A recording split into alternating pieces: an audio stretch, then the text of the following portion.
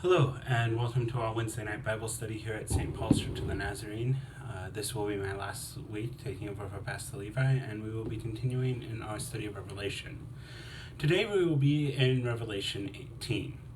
As a reminder, we have been studying Revelation with an eye toward the ending, with an awareness of how Revelation is ultimately hopeful, and with this recognition that Revelation was written not to create fear, but to encourage the people of God to be faithful in the midst of chaos and persecution, and to open their eyes to reality as it really is, and not as those with power have often presented it.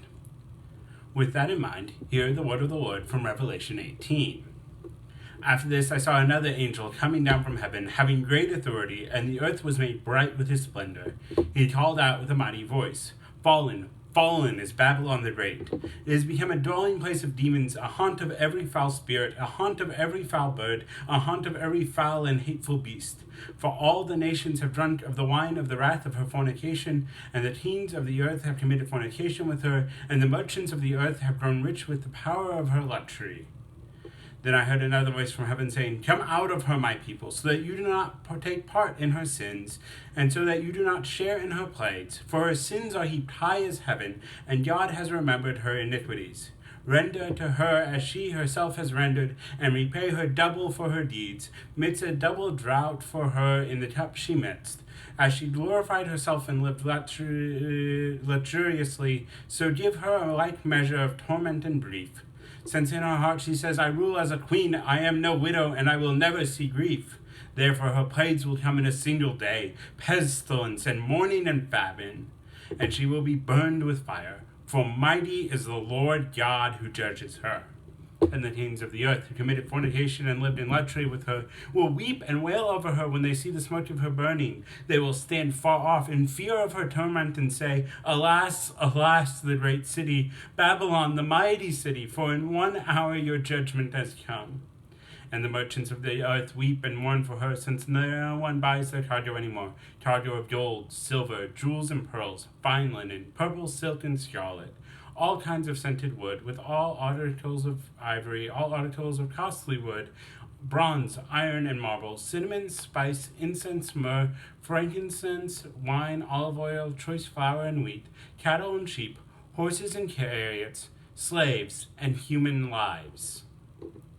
The fruit for which your soul longed has gone from you, and all your dainties and your splendor are lost to you, never to be found again. The merchants of these wares who gained wealth from her will stand far off in fear of her torment, weeping and mourning aloud. 'Alas, alas, the great city, clothed in fine linen, in purple and scarlet, adorned with jewels, with gold and with pearls. For in 1 hour all this wealth has been laid waste.' And all shipmasters and seafarers, sailors, and all whose trade is on the sea, stood far off and cried out as they saw the smoke of her burning, 'What city was like the great city?' And they threw dust on their heads as they wept and mourned, crying aloud, 'Alas, alas, the great city, where all who had ships at sea grew rich by her wealth. For in 1 hour she has been laid waste.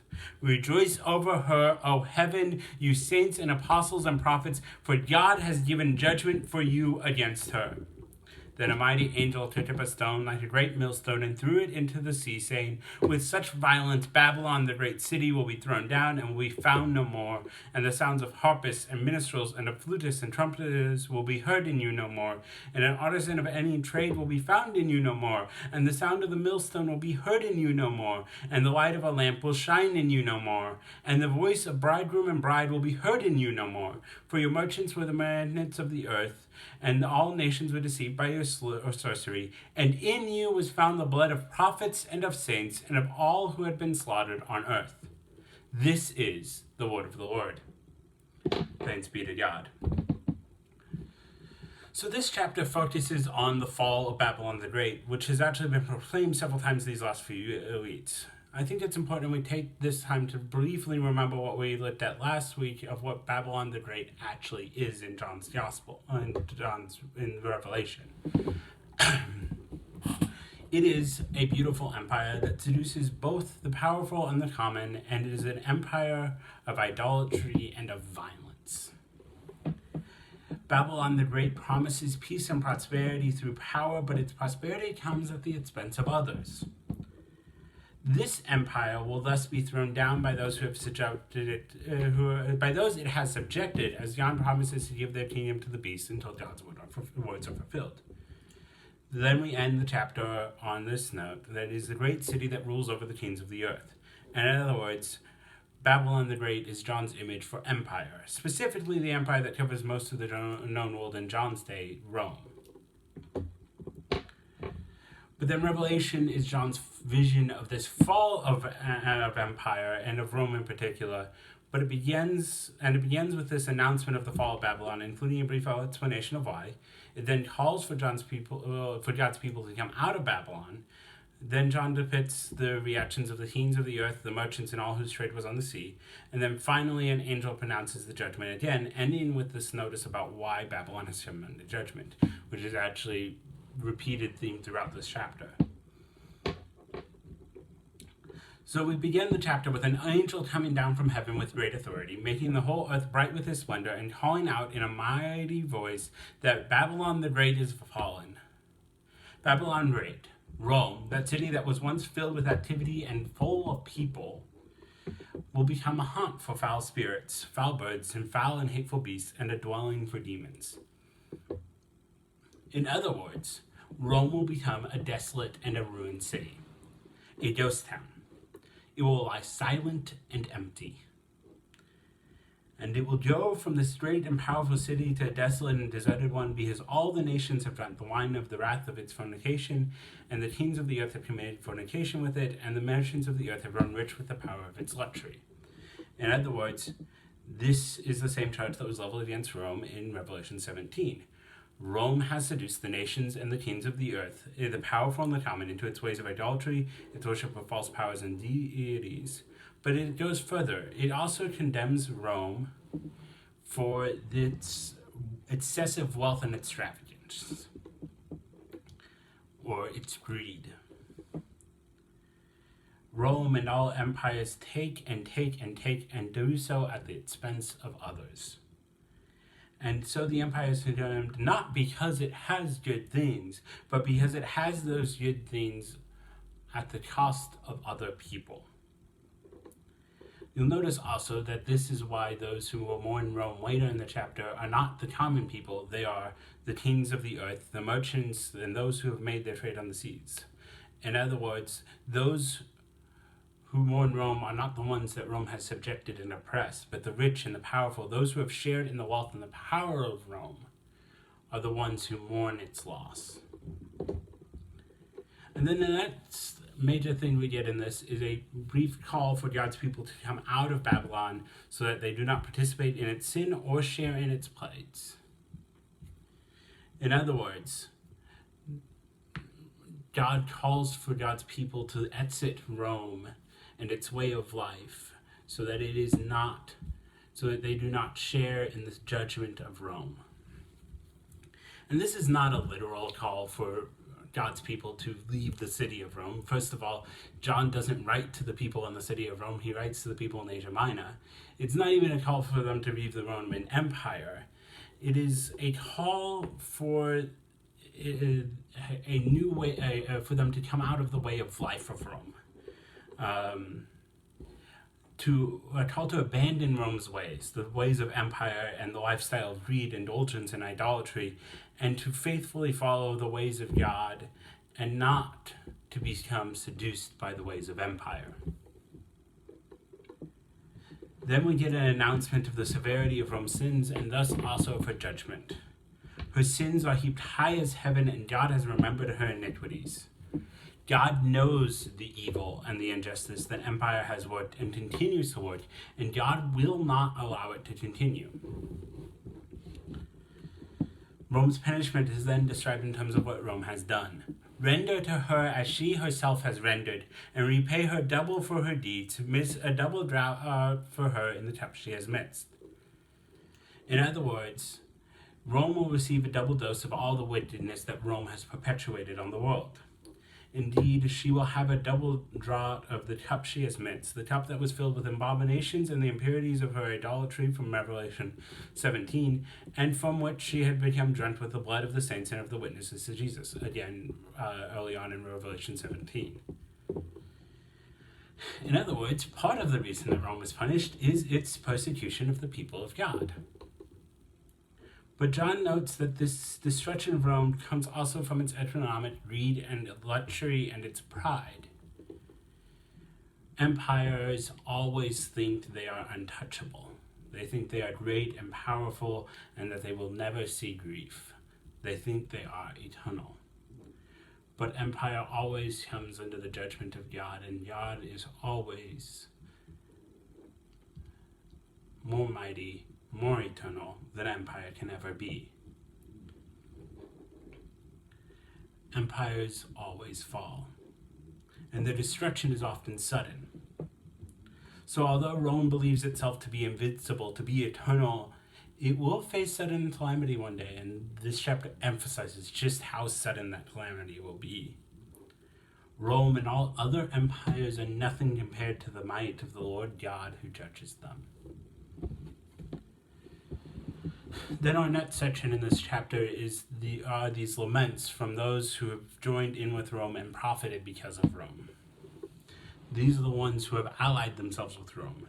And there are three groups here that John speaks about. They are the kings of the earth, the merchants, and the seafarers. And so these kings of the earth are the nations, kingdoms, governors who had joined forces with Rome, the client states of Rome.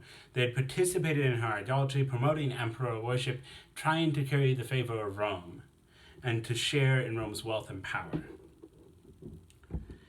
And so when Rome is destroyed, they stand far off, and they're afraid that her torment and her judgment will reach also to them. And so they mourn that Rome's destruction has come, but also that it has come so suddenly. They mourn that their benefactor, their protector, Rome, has fallen suddenly, and they have no way to arrange a new protector. They are vulnerable. Their way of life is at risk now. And then the merchants, those who have made their wealth and their fortune because of Rome's power and prosperity, mourn. They take advantage of the greed and of the opulence of Rome to make their wealth. Even so, insofar as to sell human lives and slaves in Rome. In other words, these merchants are greedy and exploitative. They take advantage of Rome's wealth and power and Rome's desires for luxuries and splendors to build their own wealth at the expense of others. They are even willing to make people into slaves in order to sell them to Rome. And the merchants, again, afraid that the judgment of Rome will spread to them, stand far off and bemoan the loss of Rome's wealth, the loss of the place where they could sell their wares and become rich. Finally, the seafarers, those who had made their wealth on the seas through Rome's power and wealth, mourn the loss of the great center of commerce. Rome's constant greed and economic activity had brought great wealth to seafarers, even though it was not itself a port city. So when judgment comes on Rome, the seafarers realize that their profits are no longer going to be there. That no longer will all who had ships at sea grow rich by the wealth of Rome. So they mourn. They mourn the loss of Rome as a loss of economic opportunities, of a chance to gain wealth and power. None of these three groups care so much about the fall of Rome in particular as they do the fall of this empire that has brought them wealth and of power, and they mourn the loss of what Rome had done for them. So the kings of the earth mourn the loss of the political power that kept them safe and gave them power themselves. The merchants and the seafarers mourn the loss of the economic capital of the world that had made them rich and of its wealth in which they had shared. And then there's this brief call for the people of God to rejoice over the fall of Babylon the Great, of Rome and its empires, of the empires of the world that stand opposed to God and God's people. God has given judgment for the saints, apostles, and prophets against Rome. God has mixed a double draught for her in the cup she has mixed with the blood of saints and of the witnesses to Jesus. So John tells his readers, rejoice. God's judgment is on Rome, who has persecuted and opposed you. And God will come and you will receive vindication. Then we get an image of the destruction of Babylon the Great, of Rome and its empire. When an angel throws a mighty millstone into the sea as an example of the violence with which Babylon itself will be thrown down. And the angel proclaims that no longer will there be joyous noise heard from Rome, no harpists, minstrels, flutists, trumpets, bridegrooms and brides. And there will not be the light of a lamp, or an artisan of any trade, or even the sound of millstones. Again, Rome is depicted as a desolate and ruined city when God's judgment comes on it. And finally, the angel proclaims the reasons for Rome's judgment. First, Rome is told that its merchants were the magnates of the earth. Second, it had deceived all nations with its sorcery. And third, in Rome was found the blood of prophets and of saints and of all who had been slaughtered on the earth. So these three reasons have appeared before in this chapter, but again, the first reason, Rome had given rise to merchants who had become rich and powerful by catering to the luxury and the greed of Rome, and who had done so at the expense of others, including the slaves mentioned back in 1813. Rome had desired wealth and opulence so much that it did not care what harms they were bringing upon others to do so, to gain that wealth and opulence, whether by their own hands or by the hands of the merchants who had brought the goods to Rome. Second, Rome had deceived the nations by its sorcery. In other words, Rome had led others to join in their ways of idolatry and injustice by its claim to divine status and power and by its seemingly overwhelming might. Third, Rome had spilled the blood of God's people and of many other people. Indeed, John lays at the feet of Rome the blood of all who had been slaughtered on the earth. In other words, Rome is this destructive and bloody empire that opposes the God of life. So Babylon the Great, the symbol of empire in general, but the Roman Empire in particular, is condemned for its greed, its deceitfulness, its idolatry, and its willingness, maybe even eagerness, to shed blood.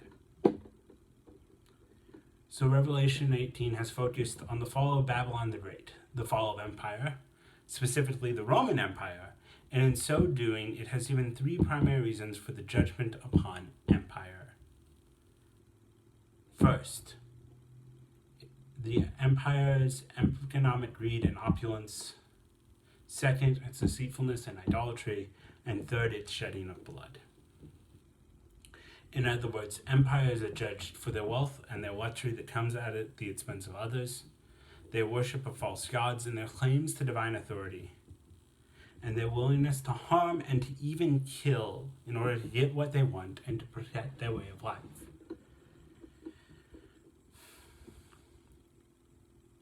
At the same time, Revelation calls for the people of God to come out of Babylon, to stop living in its ways and to be faithful.